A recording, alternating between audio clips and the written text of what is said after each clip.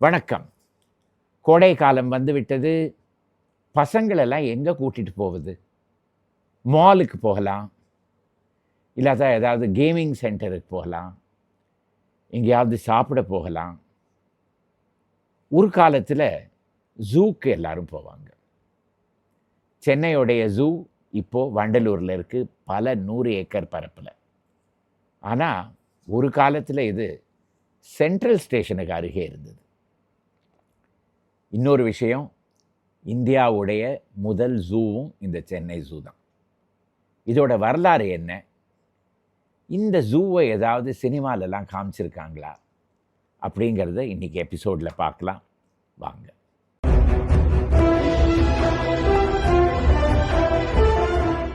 ஆயிரத்தி 1855 ஆண்டு ஆர்காட் நவாப் குடும்பத்தில் அவருடைய பொழுதுபோக்குக்காகவே அவர் வைத்திருந்த சில வன விலங்கெல்லாம் இருந்தது. அப்போது மெட்ராஸ் மாகாணத்துக்கு சர்ஜன் ஜெனரலாக இருந்த பால்ஃபர் அப்படிங்கிறவர் இந்த வனவிலங்கெல்லாம் எடுத்து தனியாக ஒரு இடத்துல கொண்டு போய் ஒரு ஜூவில் வைத்தா என்ன அப்படின்னு யோசிக்க ஆரம்பித்தார். அந்த காலத்தில் காலேஜ் ரோடு, கல்லூரி சாலையில் இருந்த பழைய college of Fort saint George, புனித ஜார்ஜ் கோட்டை கல்லூரி இருந்த இடத்துல ஒரு அருங்காட்சியகமும் அதே போல் ஒரு புத்தகாலயமும் எல்லாம் கிழக்கிந்திய கம்பெனி ஸ்தாபித்திருந்தது. அதே இடத்துல கொண்டு போய் பால்ஃபர் என்பவர் அவருடைய இந்த நவாப் ஆஃப் ஆர்காட் வைத்திருந்த வனவிலங்கெல்லாம் எடுத்து கொண்டு போய் ஒரு ஜூவோடைய ஸ்தாபனை செய்தார். அதுதான் மெட்ராஸ் ஜூவோடைய தொடக்கம். இந்த பால்ஃபர் அப்படிங்கிறவருடைய பேரில் இப்பொழுதும் கீழ்பாக்கில் பால்ஃபர்ஸ் ரோடு அப்படின்னு ஒரு ரோடு பார்க்கலாம். இந்த ஜூ காலேஜ் ரோடில் சில வருடங்கள் இருந்த பிறகு பீப்புள்ஸ் பார்க், உங்களுக்கு அதோடைய வரலாறு ஏற்கனவே தெரியும். 1859 ஆண்டு பல 100 ஏக்கர் பரப்பில் சர் சார்ல்ஸ் ட்ரெவலியன் அப்படிங்கிற மெட்ராஸ் மாகாண கவர்னர் ஸ்தாபித்த ஒரு பெரிய பூங்கா. அதுக்கு நடுவே இந்த ஜூவை எடுத்து கொண்டு போய் வைக்கலாம் அப்படின்னு அரசு ஒரு முடிவுக்கு வந்தது. அதனால் காலேஜ் ரோடிலேருந்து ஜூ 11 ஏக்கர் பரப்பில் ஒரு பீப்புள்ஸ் பார்க்குடைய ஒரு பகுதியில் கொண்டு போய் வைக்கப்பட்டது. அதற்கு பிறகு சுமார் 130 வருடங்களுக்கு இந்த ஜூ பீப்புள்ஸ் பார்க்கிலேயே தான் இருந்தது, சென்ட்ரல் ஸ்டேஷனுக்கு பின்புறத்தில். அந்த ஜூக்கு நடுவே ஒரு பெரிய குளம், அதுக்கு லில்லி பாண்ட் அப்படின்னு எல்லாம் பெயர். இந்த ஜூவில் 1942-43 வரையில் என்னெல்லாம் வனவிலங்கு இருந்தது அப்படிங்கிறது நமக்கு அவ்வளவாக சரியாக ஒரு பட்டியல் கிடைக்கிறது இல்லை. அது ஏன்னு தெரியுமா? 1943 வருடம் 2வது உலகப் போரின் பொழுது சென்னை மாகாண அரசு ஒரு அறிக்கை வெளியிட்டது.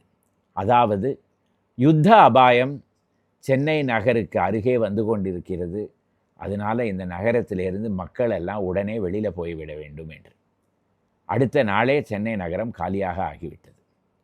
அப்போது இங்கே இருந்த அரசாங்க அதிகாரிகளோட மனதில் ஒரு கேள்வி எழும்பியது. ஜப்பான் படை சென்னை நகரத்துக்கு வந்ததுன்னா இந்த ஜூவுக்கு சென்று அங்கே இருக்கிற பெரிய வனவிலங்கு எல்லாரையும் வெளியில் விட்டுடுத்துனா அது நகரத்தில் அலைய ஆரம்பித்து விடுமே. அதனால் என்ன செஞ்சாங்கன்னா, அப்போது அந்த காலத்தில் ஜூவில் இருந்த பெரிய வனவிலங்கு எல்லாத்தையும் சுட்டு கொண்டாங்க. சிறிய வனவிலங்கு எல்லாத்தையும் கொண்டு போய் ஈரோடில் கொண்டு போய் வைத்தாங்க. 1945 வருடம் மறுபடியும் அந்த ஈரோடில் இருந்த சிறிய வனவிலங்கெல்லாம் மறுபடியும் சென்னைக்கு கொண்டு வரப்பட்டு இந்த ஜூவில் வைக்கப்பட்டன. 1947 வருடம் இந்தியாவுக்கு சுதந்திரம் வந்தது. அதற்கு பிறகு 1950 ஆண்டு சென்னை நகரத்துக்கு, சென்னை மாகாணத்துக்கு, சென்னை மாநிலத்துக்கு ஒரு புதிய ஆளுநர் வந்தார். பவநகர் மகாராஜா கிருஷ்ணகுமார் சிங்ஜி பாவ் சிங்ஜி. அவர்தான் தானே பல முயற்சிகள் செய்து இந்த சென்னை நகரத்து ஜூக்கு சிங்கம், புலி, யானை இதெல்லாம் வரைய வைத்து அன்பளிப்பாக கொடுத்தார். அதற்கு பிறகு மெல்ல இந்த ஜூ வளர ஆரம்பித்தது. 1955 ஆண்டு சென்னை ஜூ உடைய 100வது வருடம் கொண்டாடப்பட்டது. அப்போது இந்த ஜூக்கு வெளியே ஒரு புதிய நுழைவு வாயில் கட்டப்பட்டது. என்ன பெயர் தெரியுமா? இப்போ அந்த மாதிரி ஒரு நுழைவு வாயில் கட்டியிருந்தோன்னா ஏதாவது ஒரு அரசியல்வாதி பேர் தான் வச்சுருப்பாங்க. ஆனால் அந்த காலத்தில் அப்படி கிடையாது. Sir Charles Darwin origin of the species அப்படின்னு புத்தகம் எழுதியவர். அதாவது படிப்படியாக மீன் இனத்திலிருந்து மனிதன் வரையில் எப்படி உயிர் ஜந்துக்கள் எல்லாம் வளர்ந்தது அப்படிங்கிறத எடுத்து காட்டுவதற்காக முதல் முறையாக புத்தகம் எழுதியவர். அவருடைய பெயரில் டார்வின்ஸ் கேட் அப்படின்னு ஒரு நுழைவு வாயில் கட்டப்பட்டது. 1950களிலேயே சென்னையில் இருந்து கொண்டு அமெரிக்காவிலிருந்து சென்னைக்கு வந்து தமிழ் படங்களுக்கெல்லாம் இயக்குனராக இருந்த எல்லிஸ் ஆர் டங்கன் பல கருப்பு வெள்ளை புகைப்படங்கள்லாம் எடுத்தார் இந்த மெட்ராஸ் ஜூவோடது. அதெல்லாம் இப்போவும் சென்னை மாநகராட்சியிடம் அவங்களுடைய நூலகத்தில் ஒரு புத்தகமாக இருக்கிறது. அதை வெளியில் பார்க்குறதுக்கே மிகவும் அரிது, ஆனால் மிக அழகான புகைப்படங்கள்லாம் அதில் இருக்குது. 1965 வருடம் முதல் முறையாக நமக்கு சென்னை ஜூ ஒரு படத்தில் தெரிய வருது. காக்கும் கரங்கள் அப்படிங்கிற படம். அதில் எஸ்.எஸ். ராஜேந்திரன் அவர்களும் விஜயகுமாரி அவர்களும் ஒரு சிறிய குழந்தையுடன் இந்த ஜூக்கு வராங்க. அதில் ஒரு பாட்டு, அல்லி தண்டு காலெடுத்து அடிமேல் அடி எடுத்து சின்ன கண்ணன் நடக்கையிலே சித்திரங்கள் என்ன செய்யும், அந்த பாட்டு. அது முழுக்க மெட்ராஸ் ஜூவில் தான் ஷூட் செய்யப்பட்டிருக்கிறது. அவங்க 2 பெயர்களோடு நாமும் அந்த ஜூக்குள்ளே போகலாம் வாங்க. முதல் காட்சியில் ஒரு பந்தை வைத்துக்கொண்டு 2 பெயரும் அந்த சின்ன குழந்தையோட விளையாடுறாங்க. அது ஒரு பூங்கா மாதிரி இருக்குது. அது எந்த பூங்காவாக இருந்திருக்கும்? ஒருவேளை இந்த படம் எடுக்கப்பட்ட ஏவிஎம் ஸ்டூடியோஸ்லேயே ஒரு பூங்காவாக இருந்திருக்குமோ? அதுதான் இல்லை. ஜூக்கு பின்புறத்தில் இப்போவும் இருக்கிற மை லேடிஸ் கார்டன் அப்படிங்கிற பூங்காவில் எடுத்த காட்சி அது. அது எப்படி நான் வந்து ஆதாரபூர்வமாக மை லேடிஸ் கார்டன் அப்படின்னு சொல்கிறேன்? அந்த காட்சியை பாருங்கள். ஓரத்தில் ஒரு சிறிய சிலை தெரியும், வெள்ளை நிறத்தில் ஒரு சிலை. ஒரு பெண்மணி ஒரு கடிதம் எழுதுகிற மாதிரி, லெட்டர் ரைட்டிங் அப்படின்னு அதுக்கு அடியில் ஒரு கேப்ஷன். நீங்கள் இப்போ கூட அந்த சிலையை போய் பார்த்தீங்கன்னா மை லேடிஸ் கார்டனில் அந்த சிலை அப்படியே இருக்குது. இந்த சிலை இதோட மற்றொரு சிலை ப்ராஸ்பெரிட்டின்னு ஒரு சிலை, வீனஸ் அப்படின்னு ஒரு சிலை, ஃப்ளோரா அப்படின்னு ஒரு சிலை, 4 சிலைகள் இப்போவும் அந்த மை லேடிஸ் கார்டனை அலங்கரித்து கொண்டு அப்படியே இருக்கின்றன. இதெல்லாம் 1930களில் Madras school of arts and crafts, இப்போது அரசு கவின்கலை கல்லூரி, அங்கே வந்து ஸ்ரீலங்காவிலேருந்து வந்து ஒரு பெண் சிற்பி மிஸ் பி அழகக்கோன், அவங்களுடைய பேரும் அந்த சிலைக்கு அடியில் எழுதப்பட்டிருக்கும். அவங்க செதுக்கின அந்த சிலைகள் இப்போவும் அந்த பூங்காவில் அப்படியே இருக்குது. இந்த மை லேடிஸ் பூங்கா அப்படிங்கிறது சென்னை நகரத்துடைய மேயருக்காக கொடுக்கப்பட்ட பூங்கா.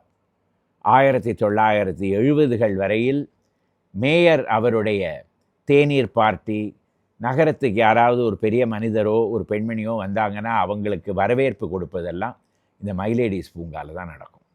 ஒரு காலத்தில் மை லேடிஸ் பூங்காவுடைய ஃப்ளவர் ஷோ அப்படிங்கிறது ஊட்டி ஃப்ளவர் ஷோவோடு இன்னும் நன்னா இருக்கும் அப்படின்லாம் சொல்லுவாங்க. இப்போவும் சில நாட்கள் ஜனவரி மாதத்துலேயோ பிப்ரவரி மாதத்துலேயோ அங்கே ஃப்ளவர் ஷோ நடக்கிறது. இந்த மை லேடிஸ் பூங்கா இப்போவும் மிகவும் அழகாக பராமரிக்கப்படுகிற ஒரு பூங்கா. அடுத்தது விஜயகுமாரியும் எஸ்.எஸ். ராஜேந்திரனும் அந்த குழந்தையை அழைத்து கொண்டு ஜூக்குள்ளே வராங்க. ஒரு சுழல் வடிவத்தில் ஒரு நுழைவு, ஒரு கேட் இருக்குது. அந்த கேட்டுக்குள்ளே வந்த உடனே முதல்ல ஒரு சிம்பான்சி அவங்கள வரவேற்கிறது. அதற்கு பிறகு புலி, சிங்கம், யானை இதெல்லாம் தெரிகிறது. அதற்கு பிறகு ஒரு சுற்றி வருவதற்காக ஒரு மேடை. 1970களில் நானே அந்த மேடை மேலே எழுந்து நின்று சுற்றியிருக்கேன். அதில் விஜயகுமாரி எழுந்து நின்று இப்படி சுற்றி வருவாங்க. அதிலேருந்து கிளம்பி போய் அந்த லில்லி பாண்ட், அந்த லில்லி பாண்டுக்கு போகிறாங்க. லில்லி பாண்டில் கொஞ்ச நேரம் படகு ஓட்டுறாங்க. இந்த லில்லி பாண்டில் படகு ஓட்டுவதுங்கிறது அந்த காலத்தில் ஒரு பெரிய ஹாபி. எல்லாரும் ஒரு அரை அணாவோ ஒரு அணாவோ கொடுத்துட்டு அந்த போட்டில் ஏறினா ஒரு 10 நிமிஷத்துக்கு அந்த அள்ளிக்குளத்தை சுற்றி ஒரு போட்டில் கூட்டிகிட்டு திருப்பி கொண்டு வருவாங்க. இந்த பாட்டில் டாய் ட்ரெயினும் தெரியுது. அதுக்கு மிட்ஜெட் ட்ரெயின் அப்படின்னு பெயர். சிறிய அளவில் அதோடைய ரயில் பாதை போட்டு குழந்தைகளுக்காக தயார் செய்யப்பட்ட ஒரு ரயில்வே ட்ரெயின், டாய் ட்ரெயின். அதில் இவங்கள்லாம் சுற்றி வர்றது நமக்கு தெரியுது. இதே டாய் ட்ரெயின் 1970 எங்கள் மாமா நடிகர் திலகம் சிவாஜி கணேசன் மற்றும் செல்வி ஜெயலலிதா நடித்த படம். அதில் கலர்லேயும் நம்மளால் பார்க்க முடியாது. அந்த டாய் ட்ரெயினில் எழுந்து உட்கார்ந்து கொண்டு நடிகர் திலகம் அவர்கள் பல குழந்தைகளுடன் பாடிக்கொண்டே இப்படி ஒரு சுற்றி விட்டு வருவார். ஆனால் இந்த டாய் ட்ரெயினை படத்தில் தான் ஓடுற மாதிரி நம்மளால் பார்க்க முடியும். அந்த காலத்தில் எப்போ சென்னை ஜூக்கு போனாலும் toy train out of order அப்படின்னு ஒரு சிறிய பலகை போட்டு ஓரமாக நிறுத்தி வச்சுருப்பாங்க. அதில் ஏறி கொஞ்ச நேரம் உட்காந்து நின்றுட்டு டாய் ட்ரெயினில் போயிட்டு வந்த மாதிரி நம்ம ஒரு மகிழ்ச்சி அடைந்து பல வனவிலங்கெல்லாம் பார்த்துட்டு சுற்றி வர்றது தான் ஒரே ஒரு வழி, வேறு ஒன்றுமே கிடையாது. 1950களிலேருந்தே இந்த ஜூவை இந்த இடத்துலேருந்து வேற ஒரு இடத்துக்கு மாற்றணும் அப்படிங்கிற முடிவுக்கு அரசு வந்தது. 1973 வருடம்தான் முதல் முறையாக இந்த ஜூவை சென்னை நகரத்திலேருந்து எடுத்துக்கொண்டு போய் வண்டலூரில் ஸ்தாபிக்கலாம் அப்படின்னு அப்போது பதவியில் இருந்த கலைஞர் திரு கருணாநிதி அவர்களுடைய ஆட்சியில் இந்த முடிவு எடுக்கப்பட்டது. அதற்கு பிறகு வேலை ஆரம்பித்தது. அப்போது இந்த ஜூ டிபார்ட்மெண்ட்டுக்கு டைரக்டராக இருந்த சுப்பராயலு நாயுடு, டெப்டி டைரக்டராக இருந்த ராமேசம், இவங்க பல நாடுகளுக்கு சென்று அங்கெல்லாம் ஜூவை எப்படி வைத்திருக்காங்க அப்படிங்கிறத பார்த்து திரும்பி வந்து ஆர்கிடெக்ட் ராஜா சிங் அப்படிங்கிறவருடைய உதவியுடன் இந்த ஜூவை டிசைன் செஞ்சாங்க. மொத்தம் 850 ஏக்கர் பரப்பு இந்த ஜூக்கு கொடுக்கப்பட்டது. 11 ஏக்கர் எங்கே இருந்தது, 850 ஏக்கர் எங்கே இருந்தது பாருங்கள். புரட்சி தலைவர் எம்ஜிஆர் அவர்களுடைய ஆட்சியில் 1985 வருடம் புதிய ஜூ அறிஞர் அண்ணா ஜூவலாஜிக்கல் பார்க் அப்படிங்கிற பெயரில் வண்டலூரில் திறந்து வைக்கப்பட்டது. அந்த புதிய ஜூவோடைய நுழைவு வாயிலை டிசைன் செய்ததும் ஃபில்ம்ஸோட அசோசியேஷன் வைத்திருந்த ஒரு கலைஞர் தான், பி அங்கமுத்து அப்படிங்கிறவர் தான் அந்த புதிய ஜூவோட நுழைவு வாயிலை டிசைன் செய்தார். அதற்கு பிறகு சென்னை ஜூ வண்டலூர்லேயே வளர்ந்து கொண்டு வருகிறது. ஆனால் அதற்கும் திரைப்படத்துக்கும் இருந்த தொடர்பு வேறு இன்னும் என்னெல்லாம் இருக்குது அப்படிங்கிறத பார்க்க வேண்டாமா? செல்வி ஜெயலலிதா அவர்கள் முதலமைச்சராக இருந்தபோது அங்கே போய் சிங்கக்குட்டிக்கெல்லாம் பெயர் வைத்தார். அதே போல் நடிகர்களில் சிவகார்த்திகேயன், கார்த்தி, விஜய் சேதுபதி இவங்கள்லாம் அந்த ஜூவில் இருக்கிற பல வனவிலங்குகளை அடாப்டும் செய்திருக்காங்க. கோடை காலத்தில் இந்த அறிஞர் அண்ணா ஜூலாஜிக்கல் பார்க்கில் ஏராளமாக கூட்டம் பார்க்கலாம். ஆனால் அவ்வளவு பெரிய ஒரு ஜூவாக இருக்கிறதுனால அதில் எவ்வளவு கூட்டம் வந்தாலும் நமக்கு தெரியவே தெரியாது. நம்மளும் போய் எல்லா வனவிலங்குகளையும் பார்த்துட்டு வரலாம். ஸோ இந்த கோடையில் நீங்கள் எப்போ பார்த்தாலும் செல்ஃபோனில் என்னோடய எபிசோடெலாம் பார்த்துட்டு டைமை வேஸ்ட் பண்ணாதீங்க. சென்னை அறிஞர் அண்ணா ஜூலாஜிக்கல் பார்க்குக்கு போயிட்டு வாருங்க ஒரு தடவை. இந்த எபிசோடு உங்களுக்கு பிடித்திருந்ததுன்னா இதை லைக் செய்து உங்கள் நண்பர்களுடன் ஷேர் செய்யவும், இந்த சேனலுக்கு சப்ஸ்கிரைப் செய்யவும். மறுபடியும் அடுத்த வாரம் இதே போல் ஒரு புதிய எபிசோடுடன் வருகிறேன். வணக்கம்.